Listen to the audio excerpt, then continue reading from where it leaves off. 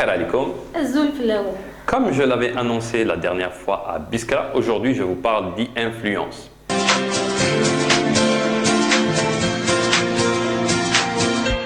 Alors, avant d'aborder le sujet, je reçois aujourd'hui justement avec moi Maryam Khalil, qui est fondatrice de Infotrafic Algérie. Alors, Maryam Khalil, Infotrafic est un réseau social, mais nouvellement aussi une application mobile qui dispose d'une communauté.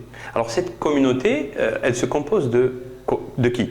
Alors, notre communauté se compose essentiellement d'automobilistes algériens connectés. Ils sont connectés tout le temps sur Facebook pour se partager des informations sur le trafic de la route. Ils recherchent constamment des informations sur le trafic routier, sur tout ce qui est sécurité routière. Super. Donc avant de te poser une autre question, justement, vu que c'est le sujet de la vidéo, je vais parler de e-influence. Alors, contrairement à une idée reçue, les e-influenceurs ne sont pas forcément uniquement les blogueurs ou les youtubeurs. C'est un peu plus important et plus, on va dire, plus compliqué que ça. Essayons de les expliquer simplement en les catégorisant. Prenons l'exemple de la première catégorie qui sont les célébrités, les grandes notoriétés. Prenons l'exemple de Riyad Mahrez par exemple, qui est un footballeur algérien que toutes les marques se l'arrachent pour de la publicité. Alors cette personne-là, effectivement, il a une grande influence, c'est parce qu'il a une grande résonance, c'est parce qu'il est très connu et donc qu'il puisse parler de mode, de parfum, d'automobile ou d'autres sujets, il aura un impact sur tout le monde parce c'est une célébrité, il est très connu. Donc il n'a pas une catégorie de personnes qui l'influencent, pas forcément du moins. Ça, c'est lorsqu'on parle d'influence des grandes stars de notoriété.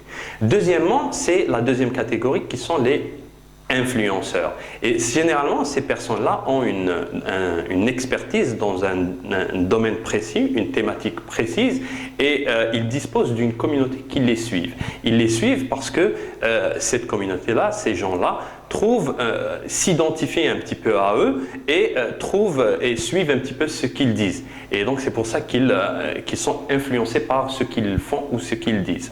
Alors, ces influenceurs-là disposent ou utilisent différents canaux et différents contenus. Ils peuvent utiliser, par exemple, les YouTube pour des vidéos, ils peuvent utiliser des articles sur leur blog, ils peuvent utiliser les réseaux sociaux et aussi ils peuvent utiliser différents formats de contenu. Ils peuvent utiliser des photos, ils peuvent utiliser des textes, ils peuvent utiliser des vidéos. Ces personnes-là, généralement, ils sont approchés par les marques pour, on va dire, un échange de services. L'influenceur profite de la notoriété de l'entreprise de la marque qui l'approche et la marque profite de la communauté que dispose cet influenceur. Généralement, les rémunérations peuvent être d'ordre financier, mais comme ils peuvent être des avantages, et ils peuvent être des cadeaux, ils peuvent être autre chose. Par exemple, on prend l'exemple des quelques influenceurs dans l'humour, par exemple. Morad Aoudia. Voilà, Morad Aoudia, ou bien dans la beauté. La mode, qui peuvent être approchés par des marques de cosmétiques pour parler de sujets, comment bien utiliser le produit ou je sais pas, il y a plein de choses. Comme par exemple Maryam Khalil qui peut être approché par une marque automobile ou une société d'assurance pour créer des campagnes de sensibilisation sur les dangers de la route ou comment... Ou encore promouvoir un nouveau produit. Promouvoir un nouveau produit, voilà. Donc ça, c'est ce qu'on définit comme des e-influenceurs. Et troisièmement, je voudrais parler des micro-influenceurs, c'est-à-dire nous. Nous, on a une certaine influence sur notre entourage, sur nos amis. On peut, par exemple, conseiller d'aller telle destination, de choisir tel hôtel ou bien d'utiliser tel produit. Et on a une certaine influence sur nos proches, mais on n'a pas une si grande résonance comme celle des e-influenceurs. Donc voilà, on est tous influenceurs un petit peu d'une certaine manière. On le fait tous intuitivement. Intuitivement. Donc ça, c'est on va dire les trois catégories de l'influence. Mais la deuxième, qui sont les e-influenceurs, et c'est ceux qui ont un domaine d'expertise sur un sujet ou une thématique précis. Et généralement, ces personnes-là il est important de le préciser, leur domaine d'expertise, ils sont passionnés par ce domaine et ils aiment parler de ça. Et c'est justement dans la pérennité et le fait qu'ils en parlent tout le temps, qu'ils font des capsules tout le temps, qu'ils en parlent tout le temps et qu'ils le partagent avec passion avec les gens, qu'ils créent cette influence sur les gens.